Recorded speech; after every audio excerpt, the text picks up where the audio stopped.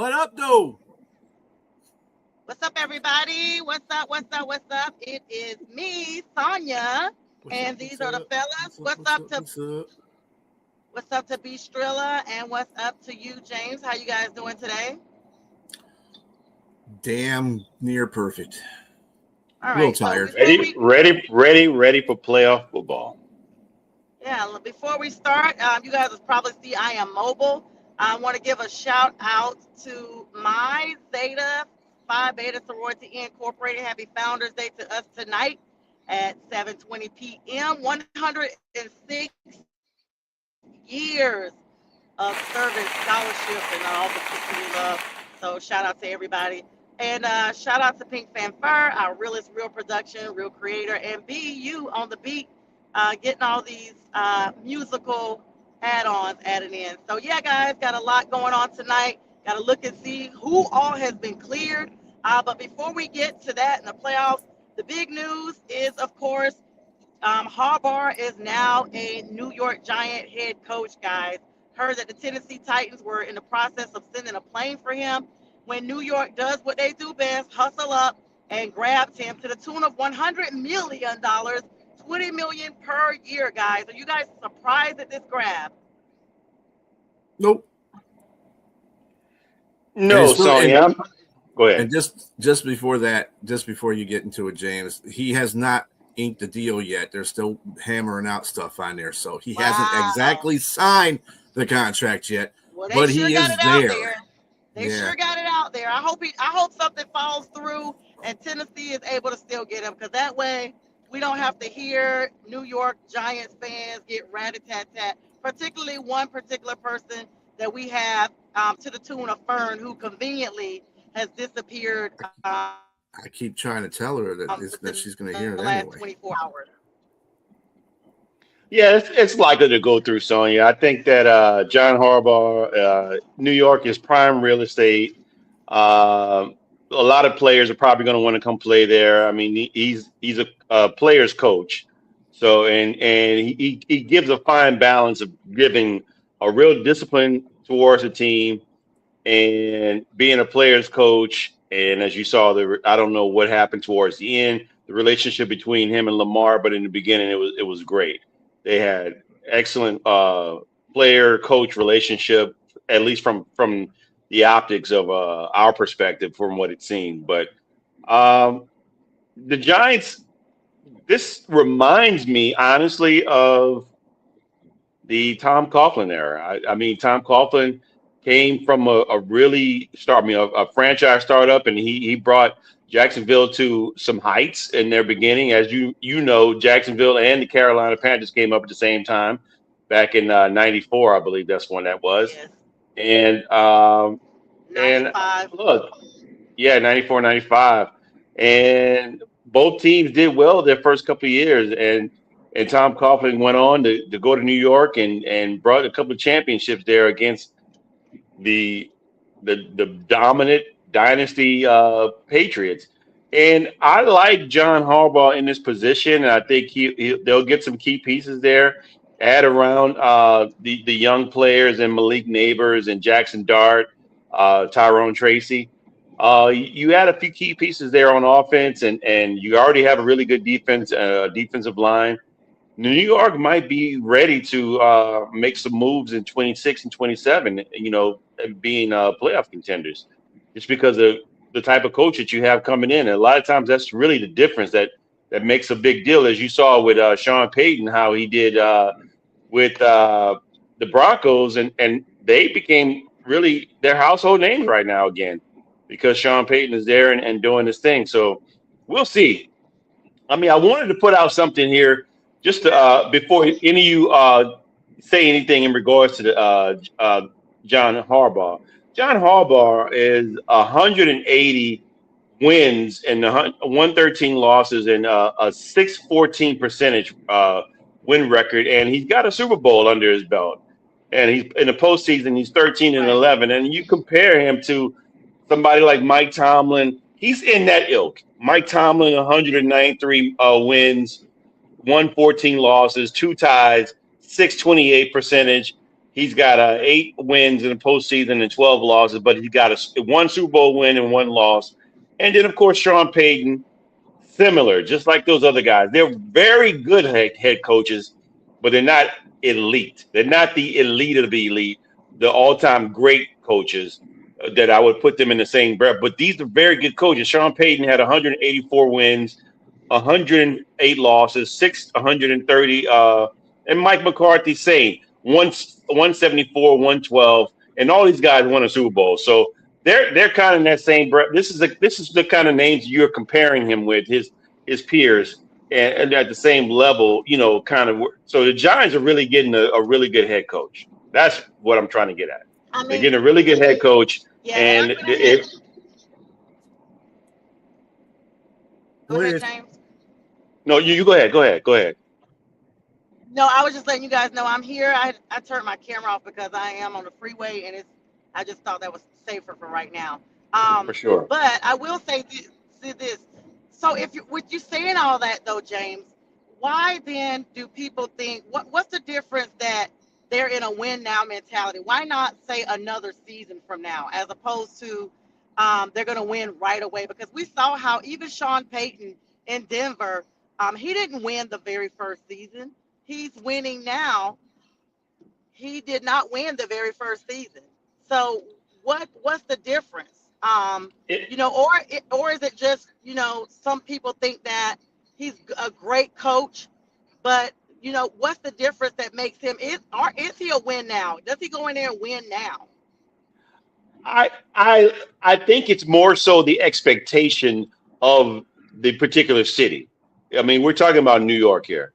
You got to come in there and be someone that has the expectation that we are going to come in here and win, because it's just what it is. I mean, you look at the names that they brought in here. We brought Brian Dable. I forgot who the coach was before him. These guys, New York hadn't won anything. They had maybe one playoff win, maybe in Brian Dable's tenure there, and nothing else after that. And New York Right. that's not what they're known for. New York, even the Jets, as bad as they have been all these years, they're gonna always have high expectations because it's just the market and the fan base. It's just who they are there. I think the Giants are probably going to have a little bit more success than the Jets would, but it's just an expectation. I think that's just what it is. It's what's coming with it. I don't think John Harbaugh has anything better or worse than Sean Payton has. I just think he's going to bring in what he has, in regards to his pedigree and his the skins on the wall, and come in there and make it a better. It's going to be better. I guarantee you, they're going to be better than what they were. But it, like you said, I think it may take time. It may not be next. It may not be 26. They really have to have some. They have to make some moves in free agency, and they also have to have a really good draft. They got the number 5 overall pick.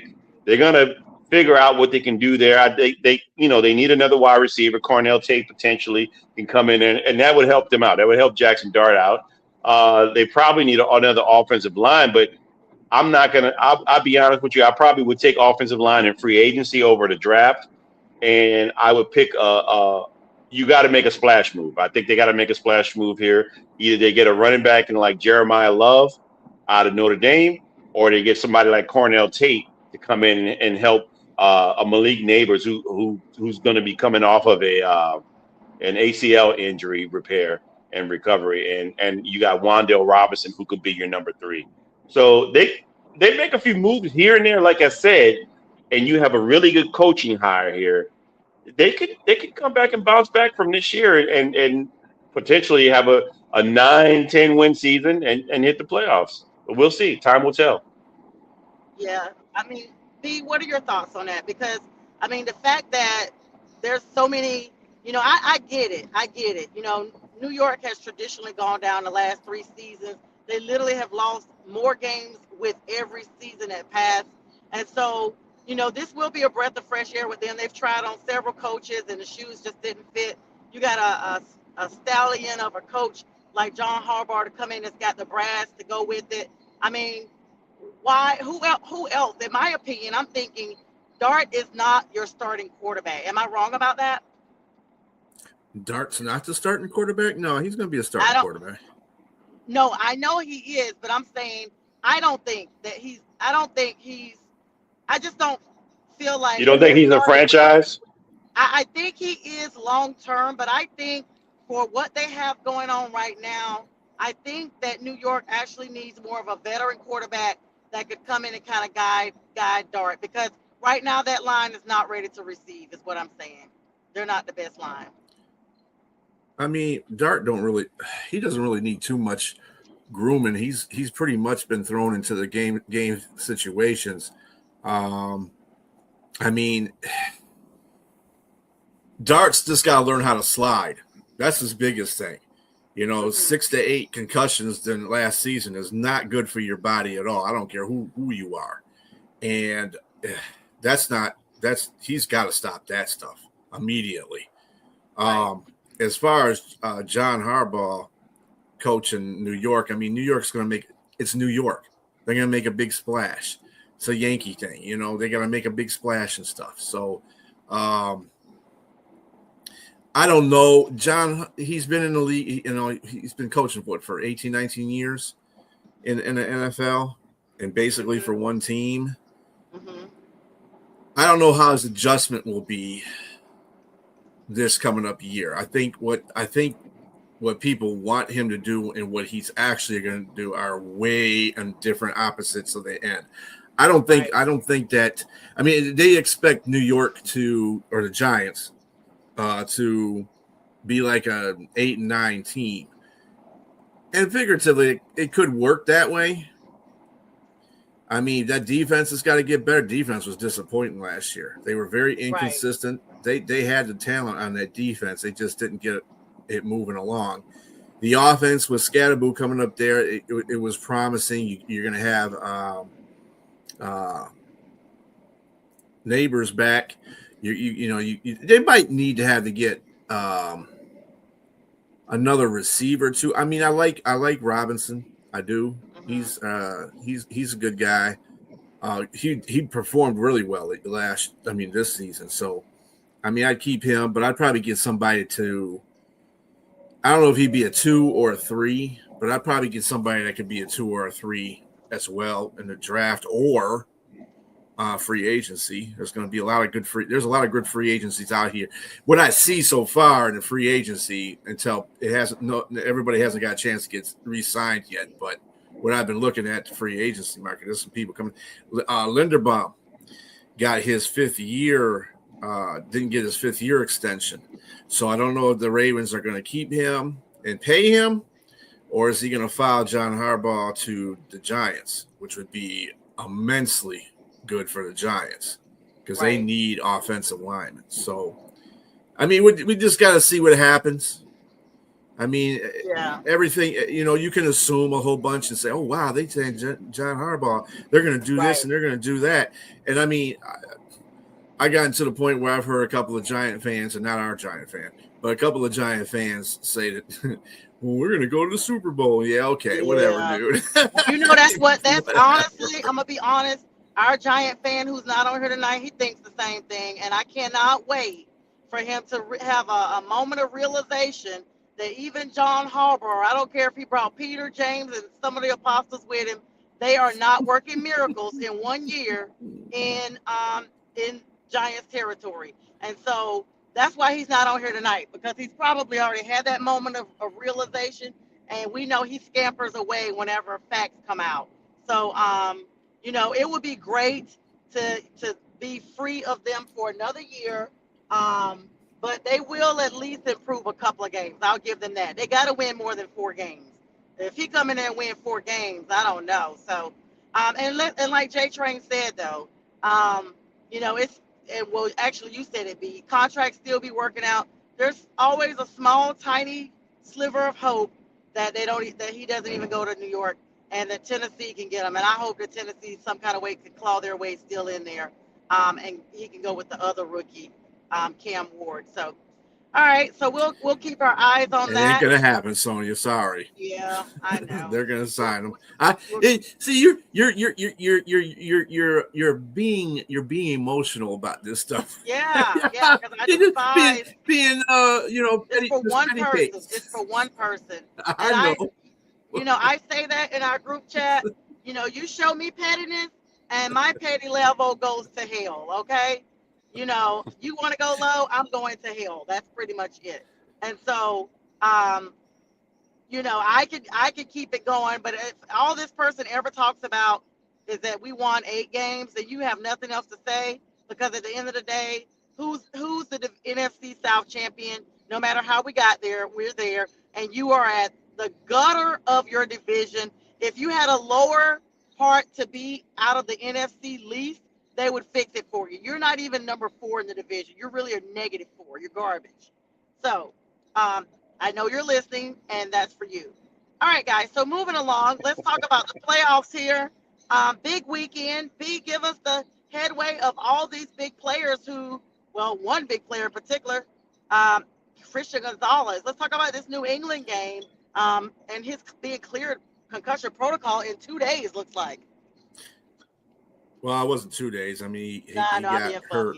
funny. He got hurt, I think, on Saturday. So, I mean, it's amazing how fast somebody. I usually thought that the rule was a week, and that would make sense because they'd be able to play the following week if they passed, protocol. I mean, we know Nico Collins isn't playing because of the same thing. He's in concussion protocol, but Gonzalez cleared that, so he'll play against the Texans, which they need him to do because I don't care if you don't have Nico Collins or not. Christian Kirk last week was killing everybody. So, yeah. So you need somebody, and Gonzalez is a very underrated corner, very underrated Right. corner. In other news, the Buffalo Bills are getting back Ed Oliver and Curtis Samuel. They just activated them off IR. They definitely are going to need them too, especially Ed Oliver because their run defense is horrendous. I mean, horrendous. Yeah. And they got Dobbins back there and Harvey back there for the Broncos. They're gonna run that ball. If they can run that ball effectively, you ain't got to worry about Bo Nix making mistakes against that secondary because they'll be able to run the ball. I think we'll get to that in a minute. Anyway, other than that, we got I don't hear anybody else. Dre Greenlaw from the Broncos is coming back this week. Warner for San Francisco will not be a no-show. He's out. He's out. He will be a no-show? Yeah, Warner's going to be out. Okay, I thought you said he will not be a no-show. That's why I was like, what? He's actually going to come in? I knew there was no way. There's no way. Yeah, well, he thought it was, but yeah, he did. That's what he gets for thinking. And then, obviously, the coach for Seattle thinks that our boy is going to be good quarterbacking. His oblique problem looks like it's getting better. He has promised that he will definitely play in the playoff game. So you're talking about Darnold? Darnold had an oblique problem? Yep. I missed he came on the injury report midweek. Whoa. All of a sudden. So, but I was sick. Coach said he'll be in there. So, other than that, I think pretty much everybody is good to go. I didn't see any other major injuries. I mean, if we're looking at people coming back in, and what's up, Pink Fanfare, and hello, Jeffrey, keep pounding. And what's up, Jackoff? Listen, so I mean, what are your thoughts? These people that are coming back, are these difference makers? With each team, Gonzalez, Greenlaw, are these the difference makers in winning or losing at the end here? I mean, it helps the teams. I mean, I don't know if there's going to be a difference, but makes the outcomes a little bit more interesting because these guys are really good players. Greenlaw is like, they've been missing Greenlaw real bad for Broncos. Yeah. That's a lot of times this year, the Broncos had to come back in the fourth quarter because the defense just kind of got stuff done. And Greenlaw is a big part of that. When he's missing, you can tell that defense is just a little bit lacking. You still got Surtain out there, and he does a very good job. Yeah. But as far as Ed Oliver is concerned, coming back for Buffalo's defense, again, they have a horrid running defense. He might improve that a little bit. I'm not saying he's going to completely be the guy that turns it around, but when he's in there, the run defense is at least not laughable. I'll put it to you that way. Yenzer, I know that I'm driving. I saw it. I know it. I mean, James, what do you think? So to piggyback off what Brian was saying, to have Ed Oliver back, as bad as the run defense for the Bills is, I mean, ranked at about 28th.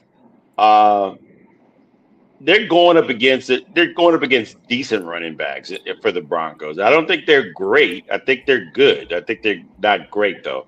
And it's the opposite. I mean, for Buffalo has James Cook, and James Cook can cook. My man is cooking, but he's going up against the number 2 overall run defense, and so Buffalo's going to have a tough time. And for whatever reason, I didn't pick. I'm not going to say who I'm picking in this team, on this game yet until we get to that point. But I will say that Buffalo needs to really come out and have the stars of their team be superstars. They need to be. Right. Josh Allen needs to have a cape out of his coming out of his jersey the whole game. And James Cook needs to be the Flash. We need DC superstars need to be on this team in order to beat. We got DC versus Marvel. Marvel is probably Sean Payton and his crew, and that defense is. We're talking about Marvel on both sides. The Avengers and stuff. The Avengers, everybody. Yeah, X-Men, everybody's on that team.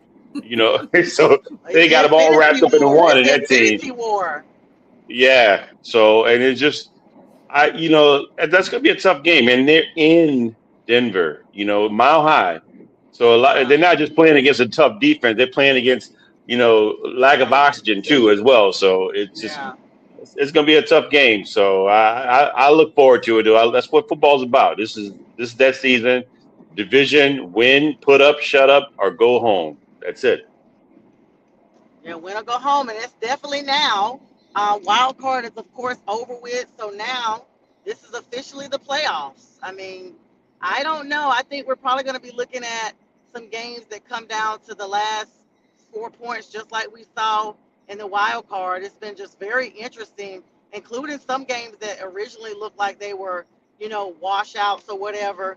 And then all of a sudden, the underdog comes back swinging, literally, not even figuratively, but really swinging and staying in the game. So, I don't know, guys. So I guess we'll start spinning towards that way right now. You guys could kind of take the lead on that as I am about to get to the house here shortly. So what game you want to start with? Well, let's start with the Saturday games first. We'll get to, let's see here. We got the Saturday games are going to be Buffalo at Denver and San Francisco at Seattle. Buffalo at Denver, we've been talking about that heavily, actually leading up to this. Broncos are favored by 1.5. It's in Mile High. Buffalo doesn't need to come out swinging, because if this defense gets a foothold, it's lights out for Buffalo. And myself, my opinion is I think Buffalo goes down in this game. I just think Denver's just got too much defense. You got to look at it like this. I look at the teams that Buffalo has played and how they played against them.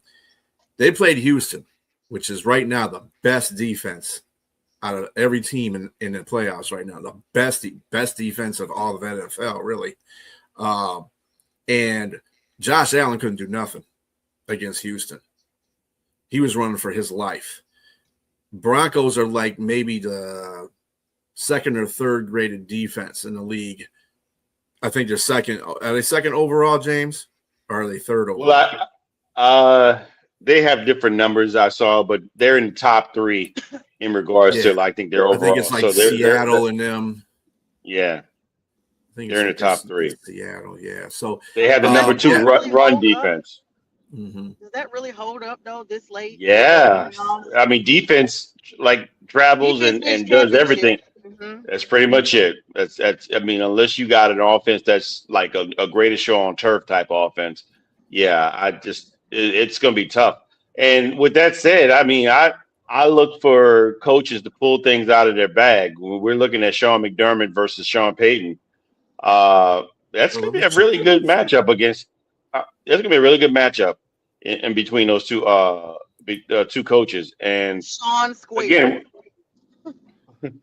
and Sean Payton, man, one thing I loved about him being in New Orleans all those years, he's a troll. He will troll you and throw out some shots at you, whether it be on the field or throwing a choke shot sign if you're doing something. He's not scared to go up against players either.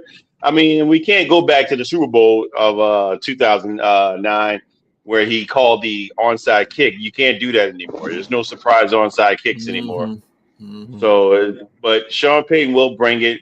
But my surprise would be the Bills. I think the S is going to be on the chest for Josh Allen. I think he's going to be Superman, and they're probably going to win. You saw it was only 1.5 in the spread. I think they win a very close game here going, and they're going to upset. Because I think my thing is I'm not sold on Bo Nix just yet.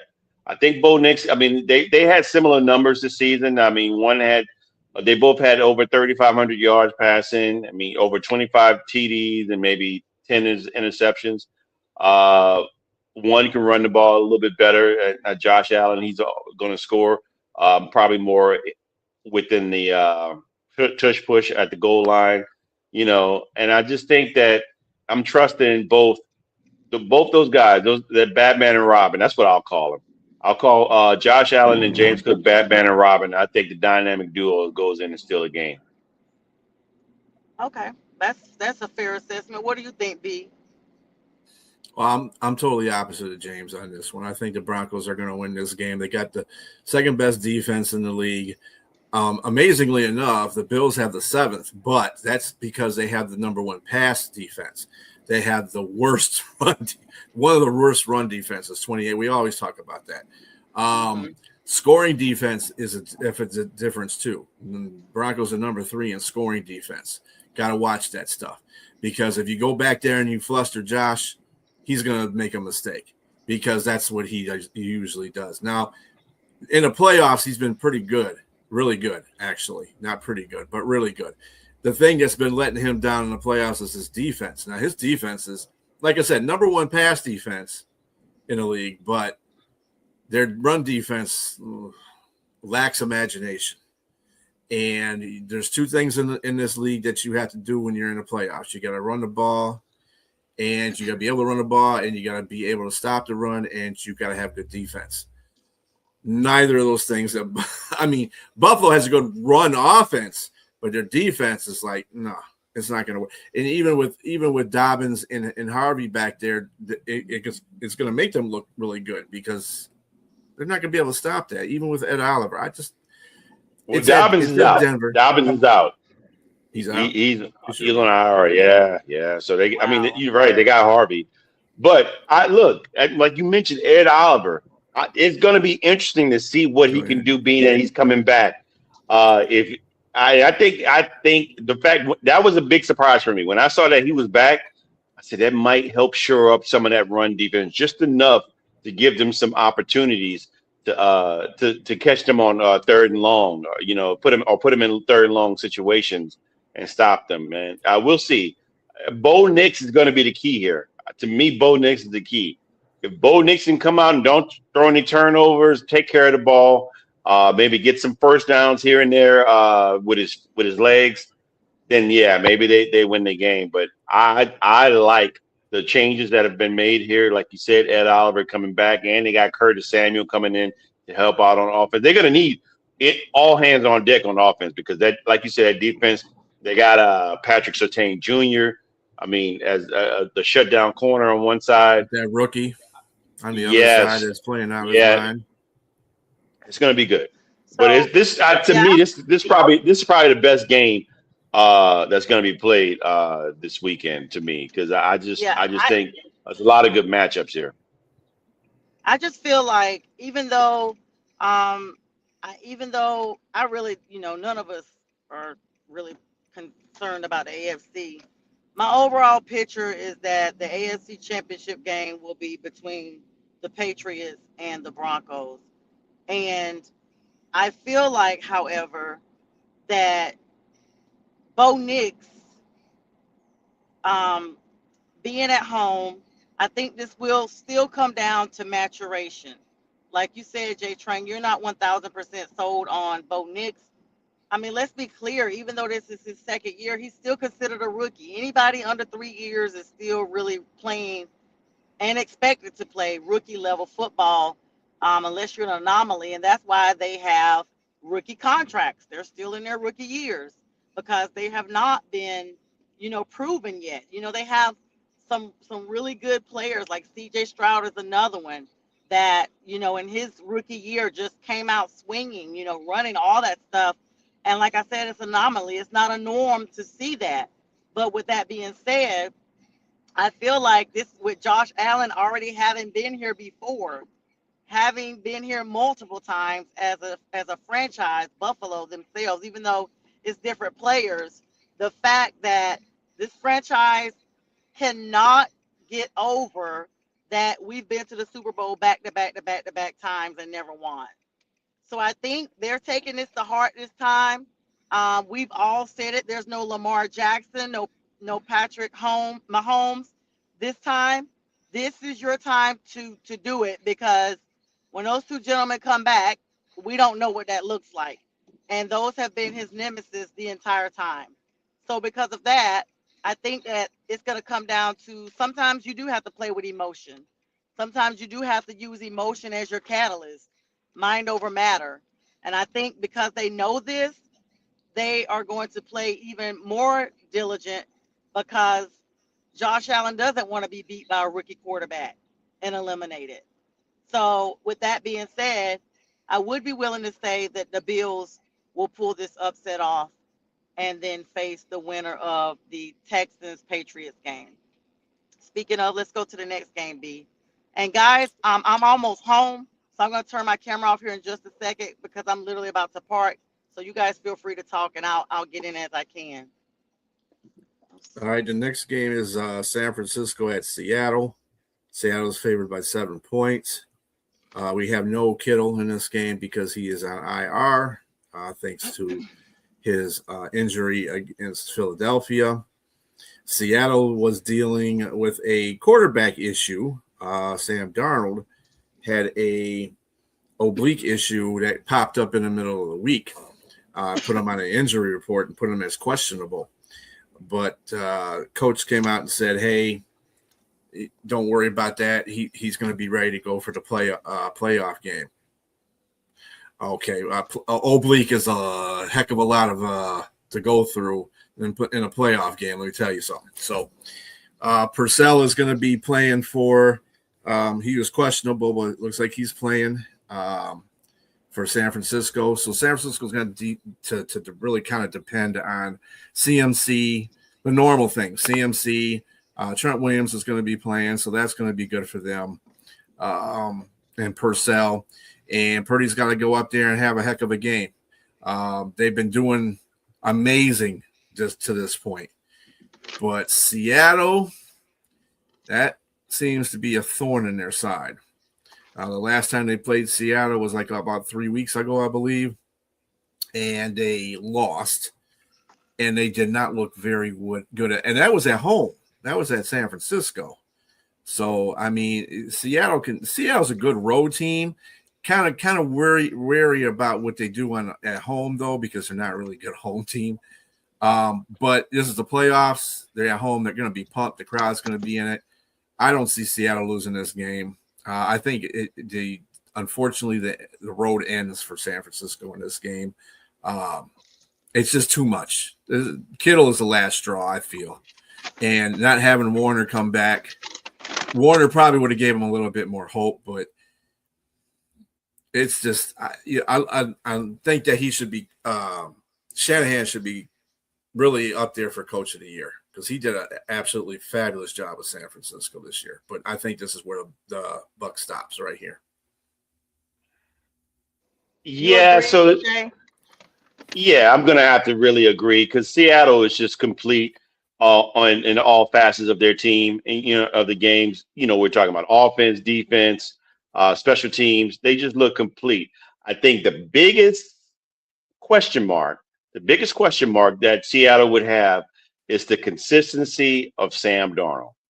I mean, if you remember, he had a complete renaissance when he went to Minnesota last year in 2024 with Kevin O'Connell, and that's the Sam Darnold I think everybody was expecting when he got drafted at number 3 overall, and he really played. He played a great season, and then the wheels just seemed to fall off. The last game of the season against Detroit. And that first game in the playoffs, they just looked. Sam Darnold looked horrible, and he looked like a deer, with his eyes caught in the headlights. He just looked like he didn't know what was going on. And this year, Sam Darnold in Seattle has played pretty consistent ball. He's played pretty good ball, and he's played resilient in big games when it matters. So it seems to me that like he's gotten over that hump. Like he's not afraid of the big moment. He's not afraid of the big lights. I think he's ready. He's probably doing his Willie Beeman impersonation when he gets into the huddle and throws up, and then go ahead and throw for 3 touchdowns and 300 yards. So I think he can actually just don't turn the ball over. The game's over. Like you said, there's too many missing components for the 49ers. The last straw was Kittle, unfortunately, being missed, gone because of his Achilles rupture. And so I would say that definitely Kittle. Excuse me, I lost my train of thought here. The 49ers are going to have a tough time. But I will give credit. I like the coaching here with Shanahan. He's going to keep them in it. He's going to keep them in the game. Mm-hmm. I don't think it's going to be a blowout by any means. It's going to be a tight game. You still got Christian McCaffrey, so you can do some things with him. And as you saw the last game when they played, that trick play with Jawan Jennings throwing a touchdown to C-Mac. Some interesting stuff. But they're going to have a tough time though. I don't think they're going to be able to stop the running game with both Kenneth Walker and Charbonnet, and it's going to be a tough. Yeah, it's going to be a tough time for them. And then of course, Jackson Smith and Jigba is the leading receiver in the game. He's not going to be shut down either. So it's just going to be tough, but it's going to be a close game. But I got Seattle winning this game. Yeah, and so with that, unfortunately, I have Seattle winning as well. Because San Francisco is just really beat up. They literally are beat up. And they limped into the last playoff series, some kind of way got it made. Seattle beat them up pretty bad the first time. They were already, bumped up and bruised going into the last matchup. They're running on fumes right now. This is the time of year a lot of players are hurt anyway. But we've seen Brock Purdy bleeding. Christian McCaffrey was even layered down. They had him triple covered several times. That Seattle Seahawks, are they the number 1 defense, guys? No, they're number 2.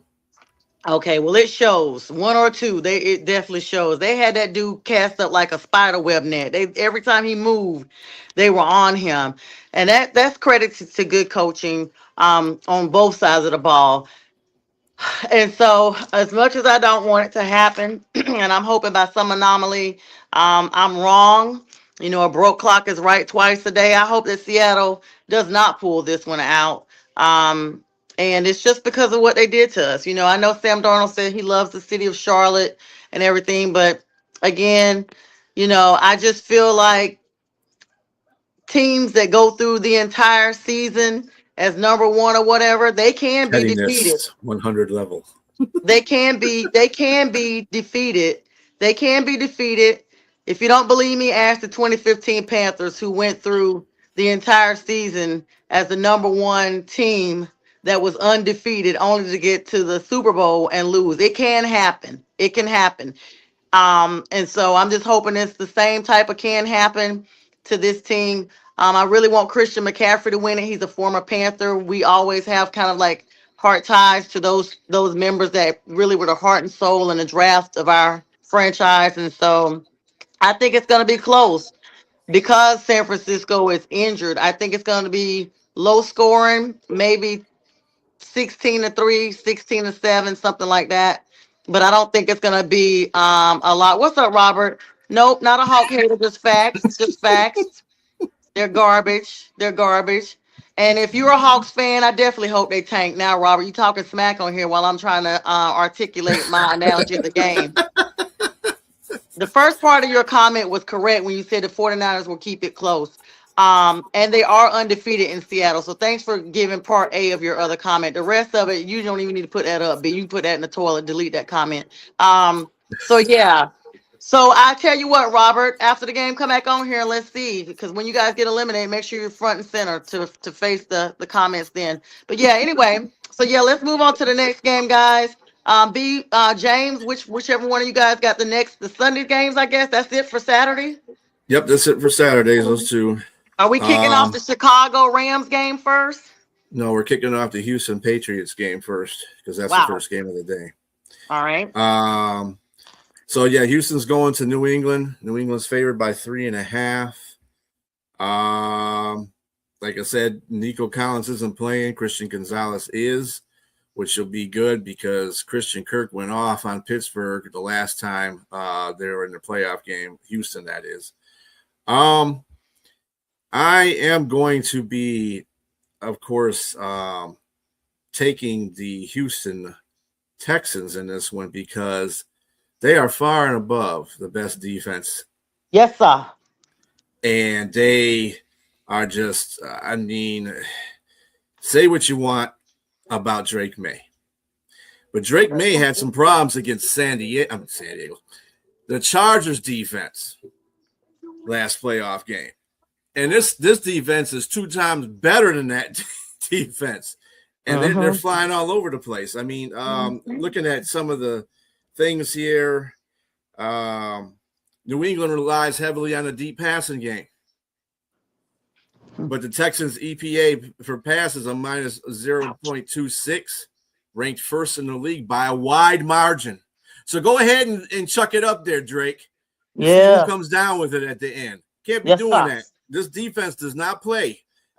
People keep, well, you know, and I love Keith. Keith is our New England Patriot fan, our guy. He can join us on the couch, though. But I just, New England's has got a day ahead of them. I don't think he's going to be able to do enough. I think that either the defense is going to show up for Houston and get a touchdown, and CJ Stroud might get lucky and get a couple touchdowns. I don't know. The running game is now. Let's not fade this past New England. New England's got a really good defense too. They're 8th in the league for defense. So it's going to be a defensive game. I don't see too much of it, too many scores in this game. It might be like a 6-3 game. You never know. Jay, what you think? I mean, I'm sorry. Go ahead. Games. Yeah, so you got so yeah, they're going to be a problem against them, and you know, he got sacked 5 times. Yep, with the Chargers defense. Lay them out.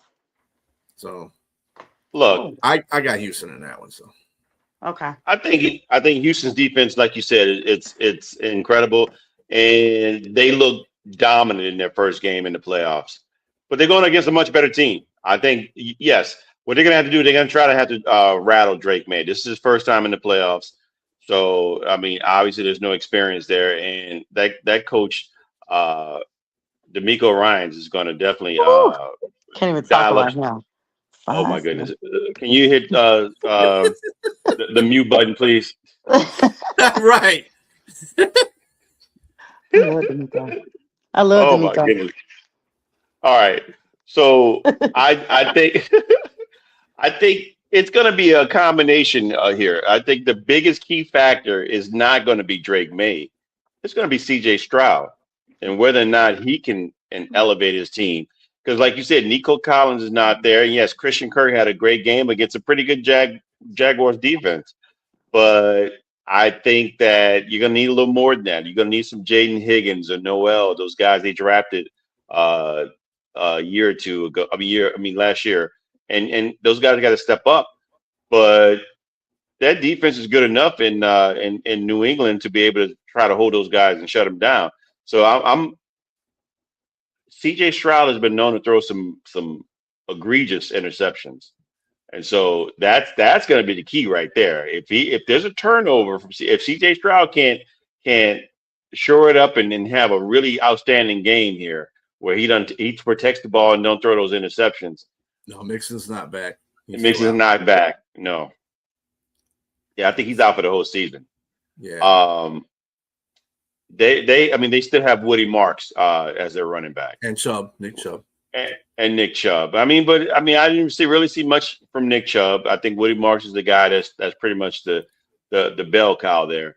But it's going to be tough. I like the Patriots in this game, in a very tight game because, again, as you said, B, or as you alluded to, their defense is stout. But I think the other defense for the Patriots is not too shabby either. So we'll see. And I think they can hold up against this defense because there's no Nico Collins. And then I think they should be able to shut down. Like you said, Christian Gonzalez is going to be back, and that's gonna be key right there.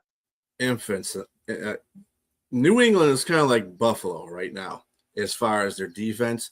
Their defense are really good at stopping the pass, but their defense against the run is suspect. So look for Houston to try to expose that. If Houston can expose that, good night, New England, because if they can't stop that run, they're definitely not going to be able to do anything against that Houston defense. But this is where I'm not sold on their running game. I just think this is where this is where Joe Mixon would have been great. Had Joe Mixon been in this game, I'm picking the Texans. I'm picking the Texans, but I don't see that. I'm not sold on their running game. I like New England because I just think that, and I think both coaches are defensive-minded coaches, so you're going to see a pretty much defensive game, like you said. But I'm just going to take Drake May. Drake May I think he has enough for what it takes. He's got the weapons too to be able to do just enough to win this game. That's my take. Yeah, and my take is that the Texans do. Wow, I don't know, because that would mess up my whole thought of the AFC Championship. If I just told you guys the last game, I thought the Bills were going to probably pull it out, and then to add insult to injury to Texans, I don't know. I haven't mentally prepared for a Texans and Bills AFC Championship, and I think that if we see that, it's going to be kind of like akin to the college playoff situation, just new teams, new faces, new talent, and it's just a new time to embrace all of that. Thanks, Robert. I miss you on the Unprofessional Show as well. And I saw your other comment, what plus the ever. Yeah. So basically, I do believe the Texans can pull this out. Let me remove the emotion. Okay, let me remove the emotion. I think really that the talent is there on both teams, honestly. This is a tough one to pick. This is probably like one of those 9-6 score games that we just don't really know for sure until the clock is at double zeros. I do think it's going to be low scoring because both teams are defensively blessed. One a little, less ranked, but they've had games that there's been solid glimpses of that defense.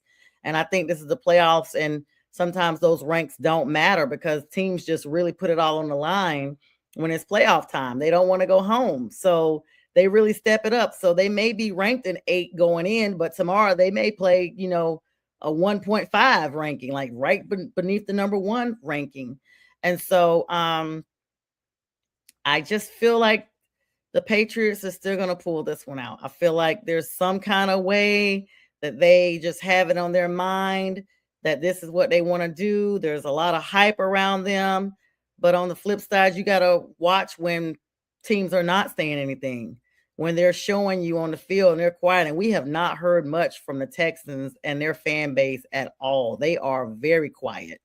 And so they may be that sneaky team that pulls it out and adding the emotion back in. I would be gleeful. I would be gleeful if the Texans won tomorrow. I'd be gleeful if San Francisco somehow pulls it out. It will be a gleeful day for me.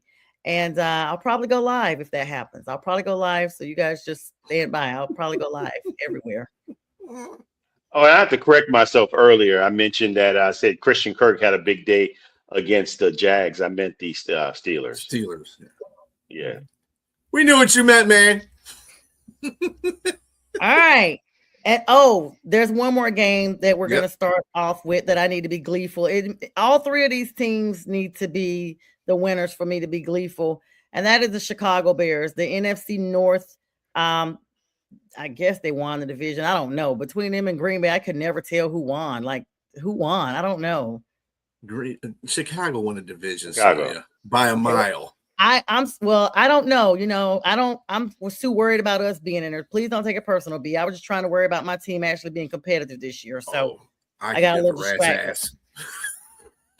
Chicago. I can give a rat's ass about Chicago. I know. But I will say this. If they can go ahead and pop the horn off those Rams and take that horn and cram it so far up those Rams that their breath smells like ram horns, I would be happy. So that's when I would go live if the Rams lose this one. I will say this: Chicago, if they play solid all four quarters, they can win this game. They already got the elements on their side with that blizzard they got going on up there. And it never rains in Southern California. That's the Rams. That's where they're coming from. They don't rain, they don't snow, they don't do nothing. Goings and all those folks, they're used to it. So that's the game I'm actually looking forward to, not because of retribution from last week, but just because I want to see how they get down in these elements while we're watching from our warm, toasty homes. Sure. It's gonna be ugly, supposedly, based on the pictures I saw on yesterday, or it could be like how they said the Rams and Panthers game was supposed to be rained out and all this, and it wasn't a drop of rain in the sky. Like everybody predicted it all the way up to 2 hours. It'll be cold. Time. It'll definitely be cold there. Yes, but I'm talking about the snow and the wind. Yeah. So I got the Bears. If the weather is really bad, I got the Bears with this one 13-6. Oh, that's a shut. Boy, they're gonna shut Matthew Stafford down like that. 13-7. That's one score game. If they had an 85 Bears defense, they could do that. Yeah. Yeah. And let me just tell you, listen, J Train, you saw it up front and personal. Did you guys play the Rams this year? Were they on y'all's schedule too? Okay. We got beat. We got beat. We got beat. Oh, y'all beat. Okay. Well, the Falcons beat them. The Panthers beat them.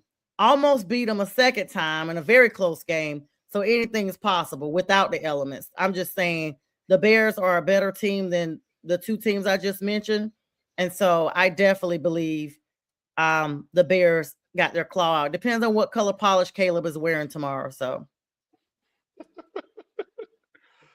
B, I'll go next, man. I love so many aspects of football, man. To me, the game is almost like a chess game. You have different pawns, knights, rooks, bishops, kings, and queens on the floor. I think that right now there's two guys that are going to be out there playing some great chess out there, and that's Sean McVay versus Ben Johnson. I'm looking forward to this matchup, and I'm looking forward to both guys. I think they have all their pieces offensively, so it should be a really evenly matched offensively. Now, I know the Rams have a little bit better defense than Chicago, but offensively, man, I just really, especially with the elements out there, like Sonia alluded to, that it might change some things for the Rams. I'm looking forward to seeing what type of tricks they can pull out of their bags, man. Because I know they're going to dig deep in their bags for this one because it's going to be tough. I think both teams offensively present some challenges for both defenses, and so the question here is whether or not Caleb Williams can be consistent all game and not be, bad for the first three quarters and then pop up with 25 points in the fourth quarter. They really need to be consistent against this team because Matthew Stafford can carve you up. As he's shown, he's thrown 46 touchdowns to 8 interceptions. And I think that most of those interceptions came in the latter part of his season and in a couple of games against your Carolina Panthers. But I would say I'm going to go with the Bears at home. I like a close game and an upset here. I think this is a showing and coming out party for Caleb Williams. And I think he, just as Matthew Stafford can throw and win some game time decisions in the fourth quarter, Caleb Williams is also showing he can do that too. And I think, again, I like both teams have really good running game. They have stout running. Both Kyron Williams and Blake Corum is going to be good for them. But I also like Swift, Andre Swift, and Manungai, not Mafungai, but Manungai. Hi. I think they're gonna do well, and again, it's gonna be a close game. I got it, maybe 17 to 14, Chicago. Okay. All right, B. Well, again, I'm not picking the Chicago Bears. Their defense is horrendous. Green Bay didn't have no problem moving the ball in there. The problem with Green Bay is they shot themselves in the foot, whatever defensively they possibly scoring 25 points in the fourth quarter. That's a defensive problem. That's not an offensive problem for Green Bay. Rams defense is better than Green Bay's defense as Green Bay played last week. They're better. They're a better defense. I know, Sonia, you got this whole hard up thing about the Rams because they beat y'all, but the Rams are a good team. They're not garbage. If they're garbage, then that means the Panthers are even worse than garbage. Then, right? No, we beat them already. We beat them one time. They beat you in the Falcons, but that was the playoffs. Everybody steps up in the playoffs. They beat you in the playoffs. Look at how close that score was. That's what counts. No, but they struggled. They didn't blow us out. Everybody, we were 10. We were 10 points. Nobody said they're going to be blown. Yeah, but nobody thought that was going to happen. Anyway. Vegas had us 10.5 points. Vegas can suck it. Yeah. You don't have these point values on here are garbage anyway. Vegas is nuts right now. I don't know what they're doing. But anyway, they're trying to get people to spend all their damn money in Vegas and get rid of, everybody living in the street. But anyway. I don't know, B. The house always wins. Yes, sir. Man. Yes, sir. Yeah, and I'd be willing to come on here and do Did they win? Did they win with that 10.5 point spread? They beat us. They throw duds out there and every now and then, but the majority of times they win. For sure. Playoffs, though, really, it's really hard in the playoffs to set a betting line because these teams are just weird. They function weird in the playoffs because they're just somebody's going to turn on, somebody's going to turn off that you don't expect. So, but like I said, Chicago's defense is not good. The only thing that covers up their defense is they're number one in the league for turnovers. But if you're playing in the playoffs, that's not going to happen very often. In fact, like I said, Green Bay was running up and down the field on them for the whole game. There was no turnovers. They found a way to win because Green Bay's defense decided to go to sleep. So it is what it is. As far as the weather conditions are concerned, they have to play in those same weather conditions as the Bears. They have to play in those same weather conditions. I don't care if you play in a stadium. Very mythical thing that people talk about. These players come from different walks of lives and different colleges where it's cold and stuff like that, and they played in that before. Matt Stafford played in this division, and we have two teams that are outdoor teams. One of them being Chicago, and one of them was Green Bay. So and they play in another division that has the same things. Like Seattle is an open air stadium. Arizona can be that once they remove the roof half the time, but and then you got San Francisco, another team that has an open air stadium. The elements are just something that gets you mentally frazzled. If you're a professional athlete and you don't let that happen, you should be fine. It's going to be cold, but it's going to be cold for both sides. So they're both going to have to deal with the elements. So I don't buy into that whole philosophy too much. But Stafford is just – he's playing really well. And he had a rough last 4 weeks. But I think that this is a game that he's going to show you that, hey, don't count me out. That dude across it. And I'm not saying – Ben Johnson's a really good coach, and he's going to have them boys ready to play. But I just don't see Chicago winning this game. I think Rams have too much offensive weaponry, and I'm just going to put to you to a point.